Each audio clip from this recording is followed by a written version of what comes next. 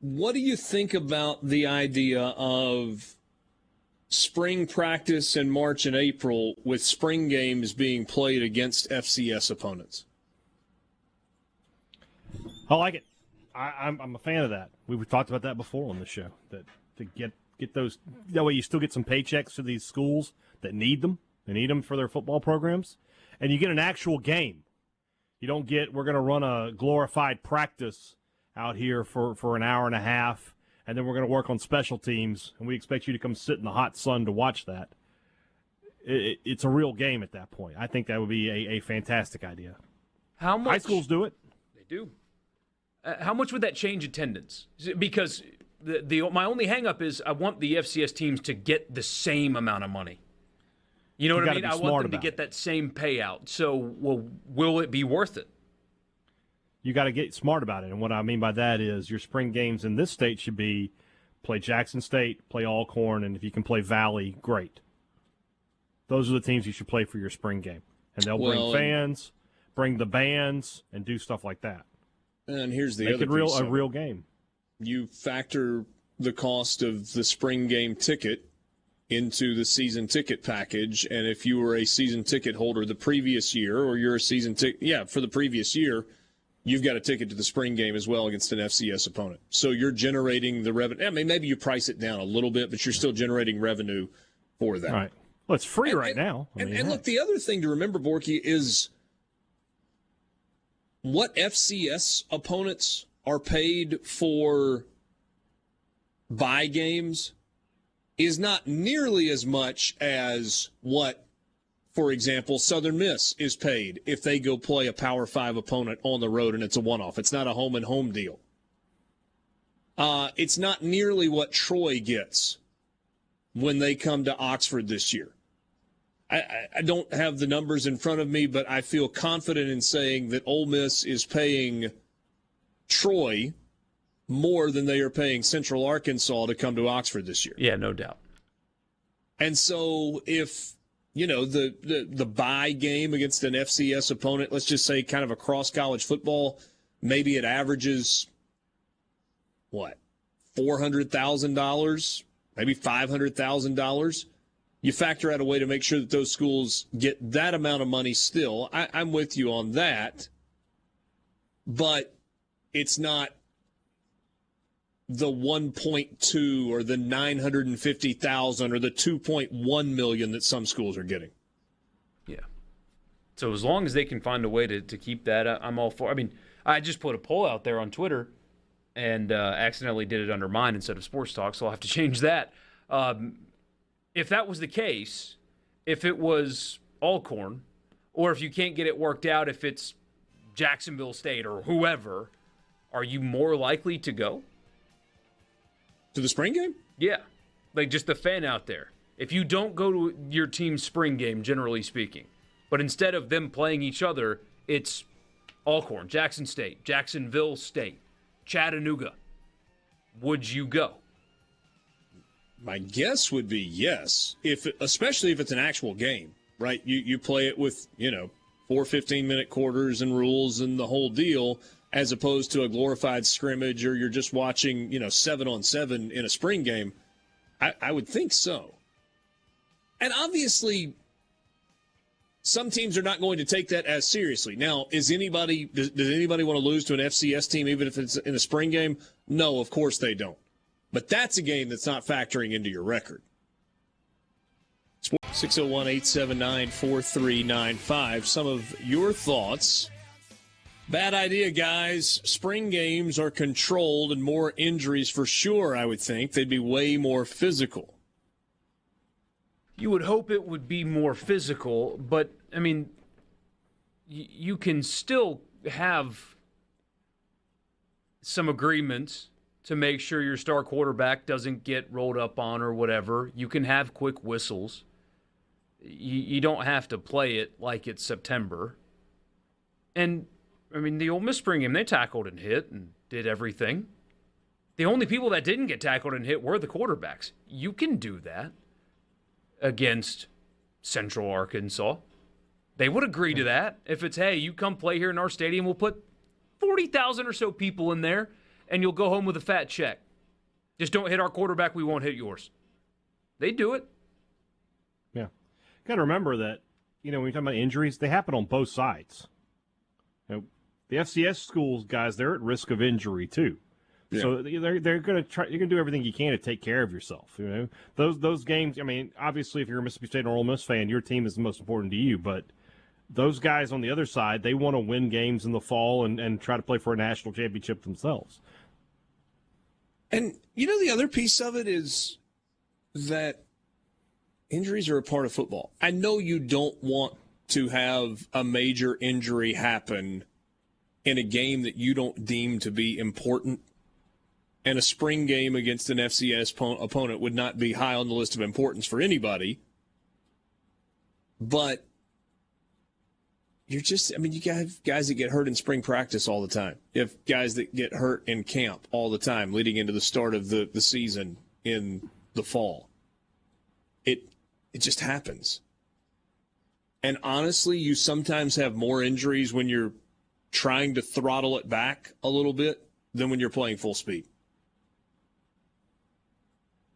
You don't have the same level of adrenaline. You don't have the same level of intensity, and that can sometimes lead to injuries. Scotty says, why are you trying to reinvent the wheel? We're not trying to Okay, I understand that people join us in progress, and so you may have missed the story. This all stems from a story on ESPN where their 5 national college football writers worked during the offseason on a project about reimagining the college football calendar.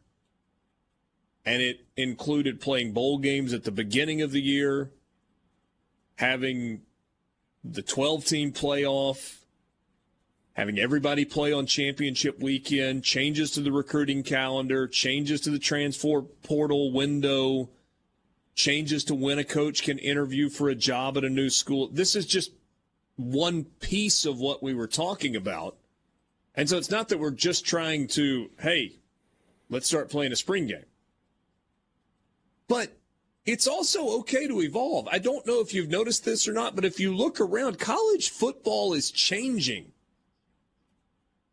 And so if we all just sit back, I say we, I'm talking about the people in charge that actually have the ability to make it. But look, fans' opinions matter. Our opinions matter to some degree on some level. You got to get ideas from somewhere. If you just sit back and say, well, college football is changing and there's nothing we can do about it, then you have no control over what the end game looks like, what the final changes look like. If you take a more proactive approach and say, look, we are at a bit of a crossroads in college football, and there are things that have become less important, and there are issues that we need to sort out, and you take a holistic view at college football, you got a chance to evolve some things. You may have to think about some things differently.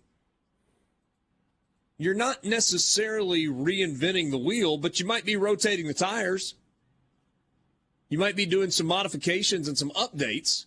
Kyle says, you guys' cheese has slipped off your crackers. And again, Kyle, maybe you didn't hear the entire conversation and how we got to this point.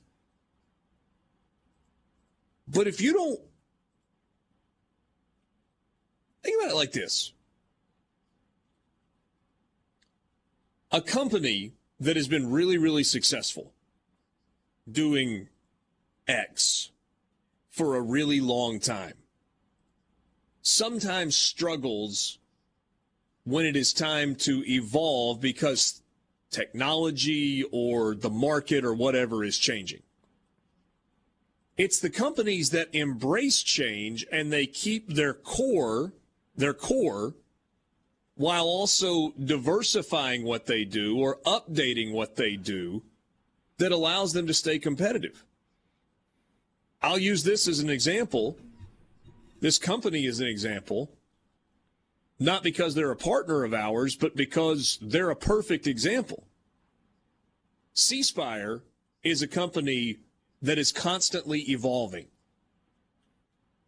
If they had been in the bag phone business and nothing but the bag phone business, when bag phones went away, they would have been dead. But they looked ahead and saw that bag phones were trending away and things were becoming wireless, completely wireless. And so they got into the wireless game. and they've evolved in the wireless game. And once the wireless market became saturated, they're like, well, are we going to grow as a company or are we just going to be a wireless company? And they grew into server farms and cloud computing and business-based IT services. And while Mississippi is always home base, they've grown their footprint into Alabama and the Florida Panhandle and into the Memphis market and maybe over into Northeast Louisiana a little bit. Point is, C Spire, if they had just sat on their laurels, and frankly, before they were a bag phone company, C Spire was Cellular South before they were C Spire, but before they were Cellular South, they were Telepac Networks. They were like a telephone company that has evolved and evolved and evolved and evolved. C Spire's a better company today. They do more, and they are wildly successful and profitable and still homegrown in Mississippi with Mississippi as their focus, even though they've changed a great deal over the course of the last 30 or 40 years. And if they had tried to stay just what they were 30 years ago, they'd be dead. They wouldn't exist as a company. Certainly not as a company the way they are today. The Blockbuster Netflix model. There you go. Ask Blockbuster if they wish they would have adapted today when Netflix did, and look at the differences. I mean, is there any reason that with forward thinking, Blockbuster couldn't have become Netflix? Absolutely. They had the opportunity to buy Netflix for like pennies on the dollar and scoffed at them. Probably scoffed now there's at one Redbox Blockbuster left also. Yeah. Now there's one Blockbuster left in the world. Amazon was a book website. Yeah. I bought kids' underwear on there the other day. It's a totally I bought different a probe animal. thermometer the last time I was on Amazon. See, that's what you have to do. But most importantly, I have preached about FCS football on this show far more than anybody on their show, I promise, around the country does. I love it. It's important. It's important to me. Thousands of young people get free education because of it, and they play great football, and they have good fans, and it's important. But when Central Arkansas comes to Oxford, it will feel like a joke because those games mostly are. Teams that are wildly overmatched, that are there, that they know they're just collecting a paycheck. The outcome is a foregone conclusion. If you go just because you go. Yep, and you love Ole Miss. By God, you love your Rebels, and you're going to go watch them play football. But the game itself is going to be miserable. It is miserable to watch. It doesn't get on TV. East Tennessee State's one of the better FCS teams, and guess what? They're not winning in Starkville. It's not going to happen. They will lose by 5, 6, 7 touchdowns. Whenever Mike Leach will actually choose to stop at 70 when East Tennessee State comes to town. That will be a thing that he will actually do. The second to last week of the SEC schedule this season and every season is an absolute joke. Mm-hmm. It's a joke. And the networks are getting tired of it. Preserve FCS football and those games that they need and remove the joke off the schedule, which is